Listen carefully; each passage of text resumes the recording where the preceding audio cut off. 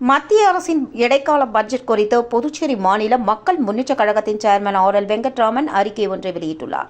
அதில் தேர்தலை கருத்தில் கொண்டு தயாரிக்கப்பட்ட மக்களை ஏமாற்றும் மத்திய பட்ஜெட் என்று கண்டனம் தெரிவித்துள்ளார். மத்திய அரசு அளித்திருக்கும் இடைக்கால பட்ஜெட் ஏழை எளிய நடுத்தர மக்களை ஏமாற்றி பணம் படைத்தவர்களுக்கு வழிகாட்டியாக அமைந்துள்ளது என்றும், மக்கள் அன்றாடம் பயன்படுத்தும் கேஸ், பெட்ரோல், டீசல் விலை குறைப்பு குறித்து பட்ஜெட்டில் எதுவும் குறிப்பிடப்படவில்லை என்றும், பட்ஜெட்டில் வரி சலுகையும் இல்லை, புதிய வரியும் இல்லை என்று அறிவித்திருப்பது மக்களை ஏமாற்றும் செயல் என்றும் கண்டனம் தெரிவித்தார்.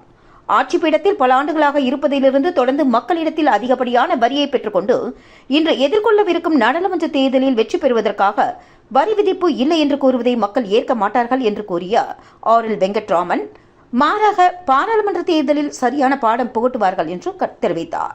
மாநிலங்களுக்கு வட்டியில்லா கடன் கொடுப்போம் என்ற அறிவிப்பு தோட்ட நிலைக்கல்லில் தென்னங்கன்று வைப்போம் என்பது போல உள்ளது என்றும், ஏழை எளிய மக்களுக்கு எதிராக செயல்பட்டு கடந்த பட்ஜெட்டில் தாங்கள் அறிவித்த திட்டத்தில் இவ்வளவு பேர் பயன் அடைந்திருக்கிறார்கள் என்று கூறி தனது கட்சியை சார்ந்தவர்களுக்கு மட்டும் சலுகை செய்தது எந்த விதத்தில் நியாயம் என்று கேள்வி எழுப்பியுள்ளார். மத்திய இடைக்கால பட்ஜெட்டில் இளைஞர்களுக்கு வேலை வாய்ப்பு, விவசாயிகளின் வளர்ச்சி மற்றும் வாழ்வாதாரம், அரசு காலி பணியிடங்களை நிரப்புவது சம்பந்தமாகவும், மகாத்மா காந்தி ஊரக கிராமப்புற வேலைவாய்ப்பு உறுதி திட்டமோ, கிராமப்புற தொழிலாளர்கள் வேலைவாய்ப்பு திட்டத்தை குறித்தோ, பணவீக்கத்தை கட்டுப்படுத்துவதற்கான நடவடிக்கை குறித்தோ எதுவும் பட்ஜெட்டில் எந்தவொரு அறிவிப்பும் வெளியிடப்படவில்லை என்றும், இந்த இடைக்கால பட்ஜெட் எந்தவொரு தொலைநோக்கு பார்வையும் இல்லாத சந்தர்ப்பவாத பட்ஜெட் என்றும் குறிப்பிட்டார்.